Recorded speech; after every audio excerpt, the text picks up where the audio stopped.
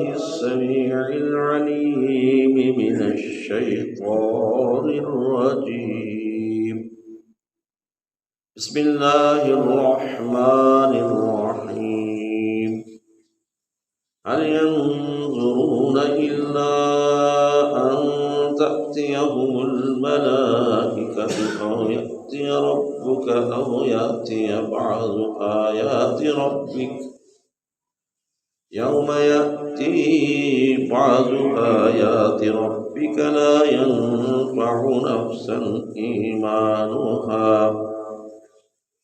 لم تكن آمنت من قبل أو كسبت في إيمانها خيرا قل انتظروا إنا منتظرون.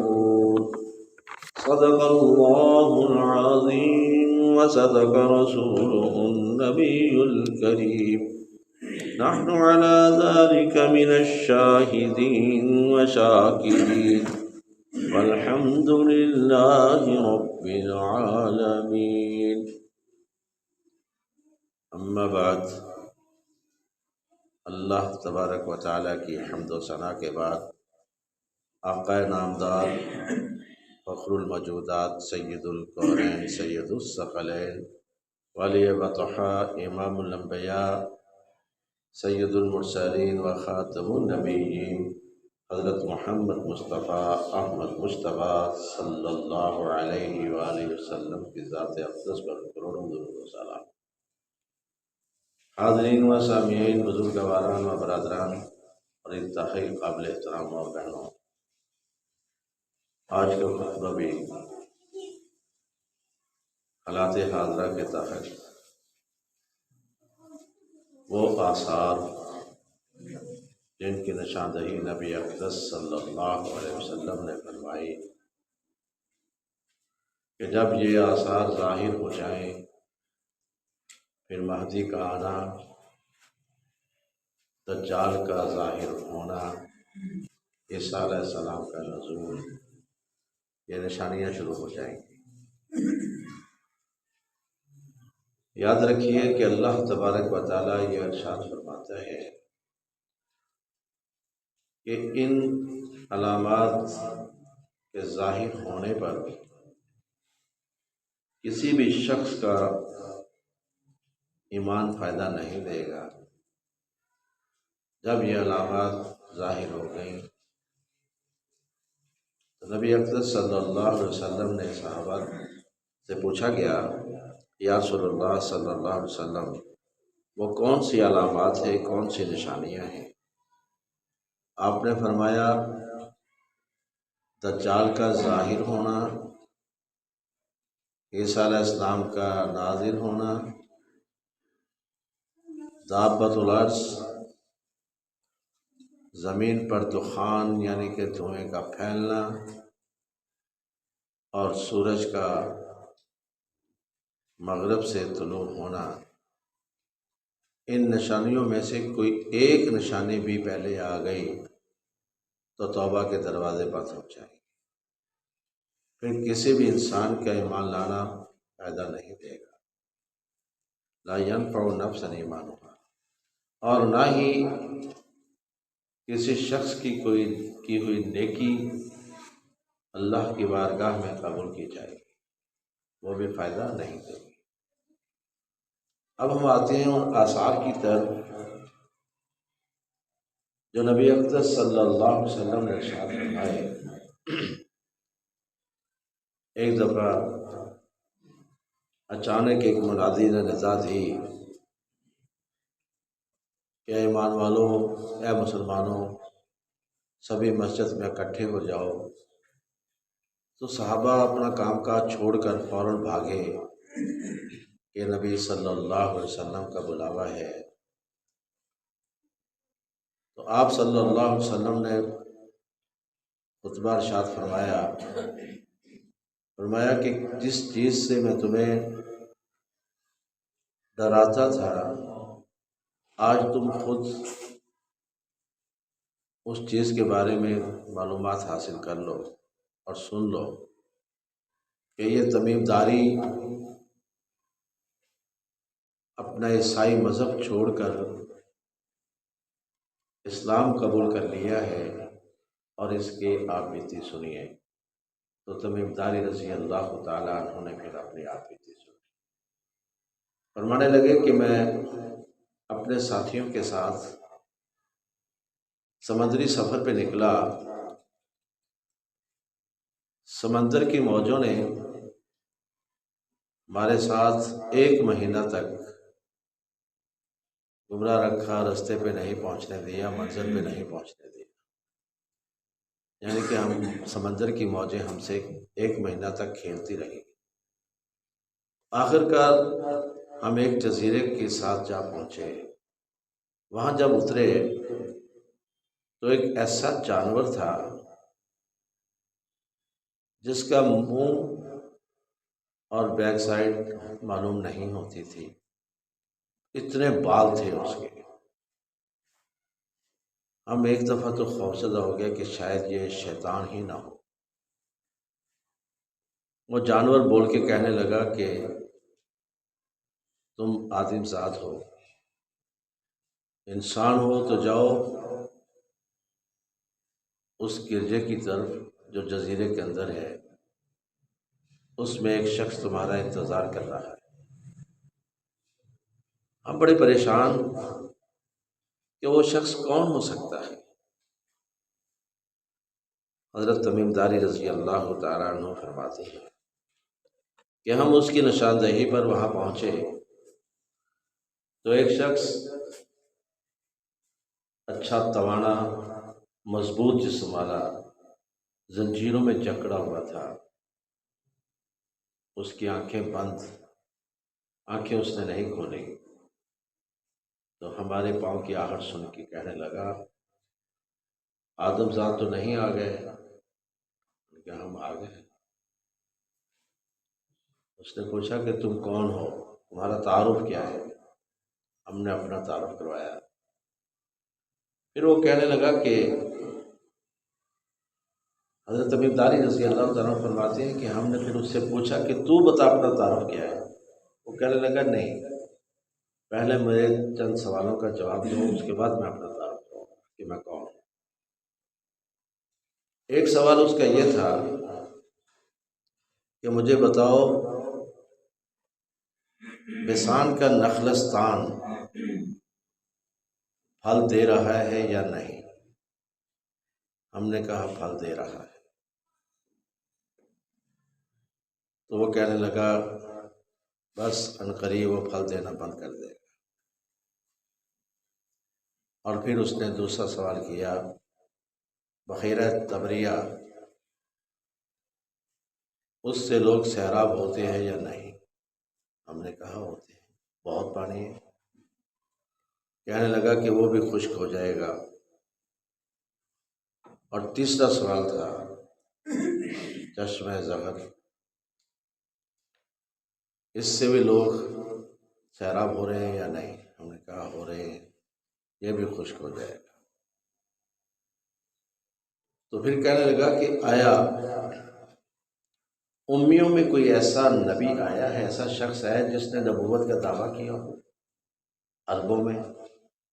ہم نے کہا ہاں ہم نے سنا ہے کہ ان میں کوئی ایسا شخص ہے جس نے نبوت کا دعویٰ کیا ہے، تو کیا اس کی قوم نے اسے اپنے علاقے سے نکال دیا ہے یا نہیں؟ ہم نے کہا نکال دیا ہے۔ تو پھر کہنے لگا کہ اس پر جو لوگ ایمان لائیں گے وہی کامیاب ہوں گے، مجھ سے وہی بچ سکیں گے، مجھ سے وہی بچ سکیں گے۔ تمیم داری رضی اللہ تعالیٰ عنہ فرماتے ہیں کہ ہم نے پوچھا تو ہے کون؟ کہنے لگا میں دجال ہوں۔ ان نشانیوں کے بعد جب نخلستان پھل دینا بند کر دے گا اور بحیرہ تبریہ خشک ہو جائے گا، چشمہ زغر خشک ہو جائے گا، تو میں باہر آ جاؤں۔ اب ہم آتے ہیں کہ آج کے دور میں ان تینوں نشانیوں کے پورا ہونے کی کیفیت کیا ہے، کیا حالات ہیں۔ یاد رکھیے نخلستان میں بسیان جو ہے یہ ملک شام کے اندر ہے۔ جب شام میں جنگ ہوئی تو کیمیائی ہتھیار استعمال ہوئے، ان کیمیائی ہتھیاروں کے اثر سے اس کا پھل بند ہو چکا ہے، یعنی کہ وہ باغ اجڑ چکا ہے، اب وہاں پھل نہیں۔ دجال کی ایک نشانی تو یہ پوری ہوئی اس کے آثار کی، یعنی کہ اس کے باہر نکلنے کی، آزاد ہونے کی۔ دوسری نشانی یہ بحیرہ تبریہ، بحیرہ تبریہ کو دریائے اردن پانی دیتا ہے، یعنی کہ 90% پانی یہ دریائے اردن کا آتا ہے بحیرہ تبریہ کے اندر۔ لوگ اس سے بڑا فائدہ اٹھاتے ہیں، لیکن ان جنگوں کے حالات میں وہ بحیرہ بھی پانی نیچے کی طرف چلا گیا ہے، اور وہاں پہ گڑھے پڑ گئے ہیں۔ جو گڑھے پڑے ہیں بس انہیں میں پانی نظر آتا ہے، اور پانی کو یعنی کہ وہ بھی خشک ہو چکا ہے۔ چشمہ زغر، اس کے بارے میں بھی کہا جاتا ہے کہ یہ بھی اردن کے ایک علاقے میں ہے، اور یہ زغر ڈیڈ سی کے نام سے بحیرہ مردار کے قریب ہے، یہ بھی خشک ہو چکا ہے۔ مفسرین نے لکھا ہے کہ تبریہ اور زغر یہ دونوں لوط علیہ السلام کی بیٹیوں کے نام تھے، اور ان کے نام سے منسوب یہ بحیرہ اور چشمہ ہے، اور علاقہ بھی وہی ہے۔ تو لہٰذا یہ تینوں بڑی نشانیاں اس وقت پوری ہو چکی ہیں جو دجال نے اپنے ظاہر ہونے کی بتائی تھی۔ نبی صلی اللہ علیہ وسلم کا فرمان ہے کہ وہ دجال زمین پر 40 دن رہے گا، اور پہلا دن اس کا 1 سال کے برابر ہوگا، دوسرا دن مہینے کے برابر، اور تیسرا دن ہفتے کے برابر، اور پھر باقی جو ایام ہوں گے وہ تمہارے عام دنوں کے برابر۔ لیکن ان 40 دنوں کے اندر زمین کا کوئی ایسا حصہ نہیں ہوگا جہاں پہ وہ دجال پہنچے گا۔ اور کبھی آپ سنیں گے کہ مشرق میں پھر رہا ہے، پھر آپ سن لیں گے کہ وہ مغرب میں پہنچا ہوا ہے۔ اب سوال یہ ہے کہ دجال ظاہر ان نشانیوں کے بعد کب ہونا ہے، وہ عرصہ کون سا ہے؟ تجزیہ نگاروں کے بقول مہدی کا ظاہر ہونا 15ویں صدی کے نصف تک، کیونکہ بنی اسرائیل کا سورت جو ہے وہ سورہ بنی اسرائیل سبحان الذی اسریٰ بعبدہ لیلا من المسجد الحرام الی المسجد الاقصی، یہ سورت 15ویں کے نصف میں ختم ہوتی ہے، آغاز ہوتا ہے 15ویں میں، سپارہ 15واں۔ تو وہ کہتے ہیں کہ یہ اصل میں صدی کا ذکر ہے۔ 15ویں صدی کے آغاز میں اسرائیل کی بنیاد ہوئی، اور پھر 50 سال کے بعد، یعنی کہ نصف 15 بن جاتا ہے 15ویں کا، تو اس اب جو سال چل رہا ہے وہ ہے 1445، یعنی کہ 45 سال ہو گئے 15ویں صدی کو شروع ہوئی، جبکہ اسرائیل کی بنیاد 47 سے 48 میں ہوئی، تو اس طرح وہ 73 سال کا بنتا ہے۔ لیکن دنیا کی نظر میں اسے قبولیت حاصل ہوئی 73 میں، 1973 میں، 1973 میں۔ اس طرح وہ 20 اور 23 میں 50 سال ہو جاتے ہیں۔ اگر 50 سال کے بعد اسرائیل کا عروج اور اسرائیل کا قبضہ کرنا جزیرہ عرب پہ جنگی حالات کے بعد، تو پھر مہدی علیہ السلام کا آنا یہ ظاہر کرتے ہیں کہ 1450 تک ان کا آنا ہے۔ ان 5 سالوں کے اندر وہ چاہے 2 سال کے اندر آ جائیں، 3 میں آ جائیں، یا 4 یا 5 لے لیں، اور پھر اسرائیل کا خاتمہ ہے۔ اب اسرائیل 15ویں سپارے کے نصف میں ختم ہوتی ہے سورت، آگے سورت شروع ہو جاتی ہے سورت الکہف۔ نبی اکرم صلی اللہ علیہ وسلم کا فرمان ہے، فتنہ دجال سے محفوظ رہنے کے لیے تم سورت کہف کی پہلی 10 آیات پڑھا کرو۔ حیرانگی ہوتی ہے کہ ان 10 آیات میں دجال کا کوئی ذکر نہیں ہے، تو کیوں کہا گیا؟ ماہرین یہ تجزیہ نگار یہ کہتے ہیں کہ پھر اس کا مطلب یہ ہے کہ 1450 کے فوراً بعد دجال کا آنا ٹھہرا، کیونکہ سورۃ کہف کے آغاز میں ہی کہہ دیا گیا، جو 15ویں صدی کا نصف ہے، کہ تم دجال کے فتنے سے محفوظ رہنے کے لیے یہ 10 آیات پڑھا کرو۔ اور پھر سورۃ کہف کے آخر میں جا کر یاجوج ماجوج کا ذکر ہے، اور یاجوج ماجوج کا ذکر 16ویں پارے میں آ جاتا ہے۔ اٹ مینس کہ 16ویں صدی بنتی ہے۔ 16ویں صدی کب شروع ہوگی؟ پورے 1500 پورا ہونے کے بعد۔ اب 1445 سے 55 سال یہ بنتے ہیں۔ اس کا مطلب یہ ہے کہ دجال اگر آتے ہیں تو نبی صلی اللہ علیہ وسلم کے فرمان کے مطابق 40 دن تک وہ رہے گا، اور آنا اس نے کب؟ وہ نشانیاں پوری ہو چکی ہیں، مہدی علیہ السلام کے ظاہر ہونے کی نشانیاں پوری ہو چکی ہیں، اور ماہرین کے بقول تو یہاں تک کہ آپ صلی اللہ علیہ وسلم کا فرمان ہے کہ تمہارا بادشاہ فوت ہو جائے گا۔ وہ کہتے ہیں کہ سلمان بن عبدالعزیز جو ہے سعودیہ کا بادشاہ اس وقت، وہ 88 ایج کا ہے، 88 سال کا ہے، 86 سال یا 88 سال، اور ان کے اکثر جو ہیں وہ مر جاتے ہیں 90 پہ جا کر، 90 سال کی عمر تک، اور اس طرح 2 سال اس کے رہ گئے۔ اور نبی صلی اللہ علیہ وسلم کا فرمان ہے کہ تمہارا بادشاہ حکمران مر جائے گا، تم مہدی کا انتخاب کرو۔ اور مہدی کا انتخاب کے لیے بھی یمن کی جنگ کرنا احادیث میں موجود ہے، شام اور عراق کے اندر جنگوں کا ہونا احادیث میں موجود ہے، اور پھر چند ممالک کا اتبا والوں تمہارے خلاف ہونا، تم مشترکہ دشمن سے لڑو گے عیسائیوں سے مل کر۔ اب عیسائیوں اور تمہارا مشترکہ دشمن کون ہے؟ اس وقت ظاہراً ایران ہے، حوثی قبائل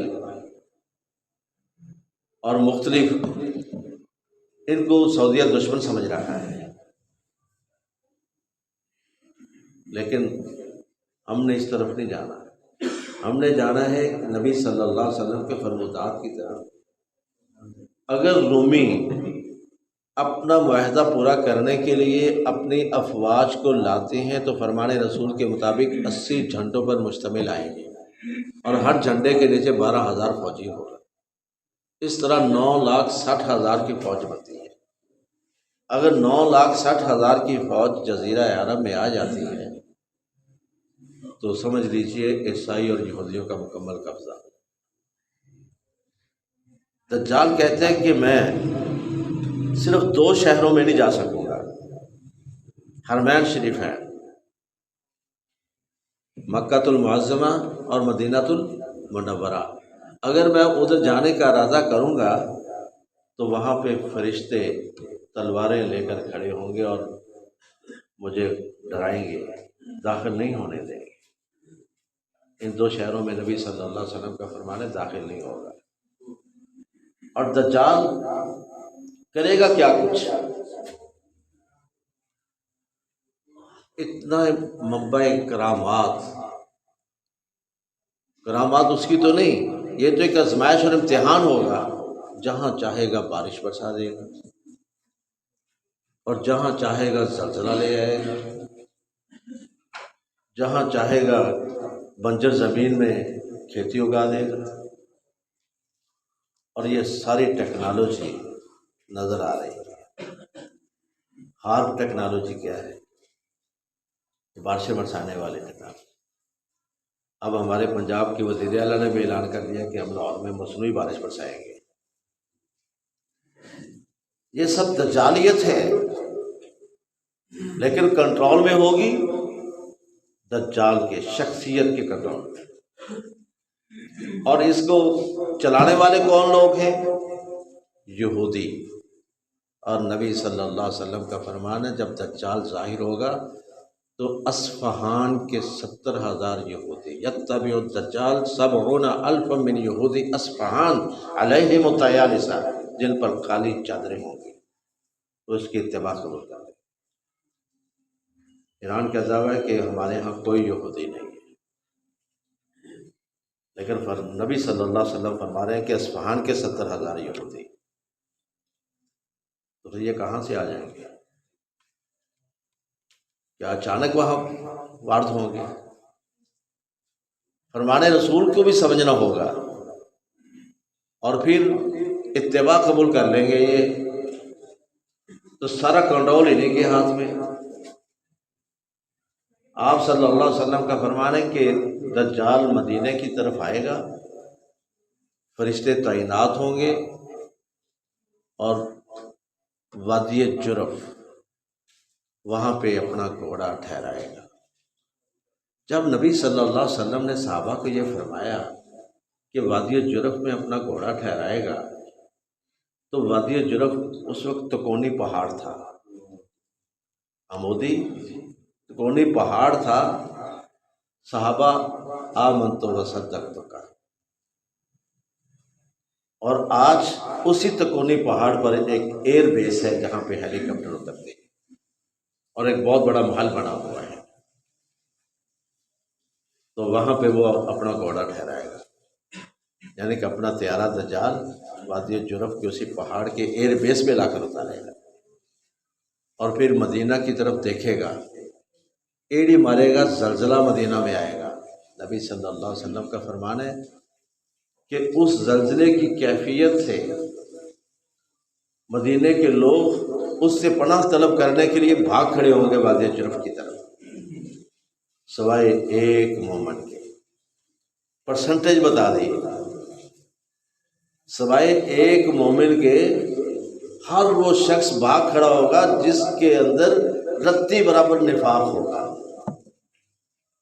یعنی کہ منافقت نفاق رتی برابر بھی ہوگا جس شخص کے اندر، وہ مدینہ سے نکل جائے گا، مدینہ اسے نہیں ٹھہرائے گا اپنے پاس۔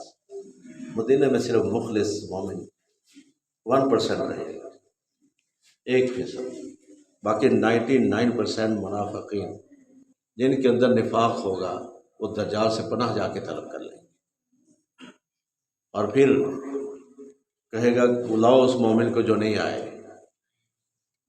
اس مومن کو لایا جائے گا، کہے گا تو مجھے مانتا نہیں ہے؟ نہیں مانتا۔ اسے ذبح کرے گا، 2 ٹکڑے کرے گا، پھر زندہ کرے گا، اب بھی نہیں مانتا۔ مومن کہہ رہے اب تو مجھے پکا یقین ہوگا کہ تو وہی خبیث ہے جس کے بارے میں نہ میرے آقا صلی اللہ علیہ وسلم نے بتایا تھا۔ اب اتنی قوت اور طاقت دیکھ کر ایمان کا پختہ رہنا بڑا محال لگتا ہے۔ اس لیے نبی صلی اللہ علیہ وسلم نے فرمایا کہ اس کے فتنہ سے محفوظ رہنے کے لیے تم سورۃ الکہف کی 10 آیات کی تلاوت کیا کرو سونے سے پہلے، اور جو معمول بنا لے وہ اس کے ہر فتنے سے محفوظ رہے۔ اور یہ دجالیت، جتنی بھی دجالیت ہے اس وقت پوری دنیا کے اندر، اس کو کنٹرول کرنے والے یہودی ہیں، اور وہی یہودی جو ہے وہ دجال کی اتباع قبول کریں گے۔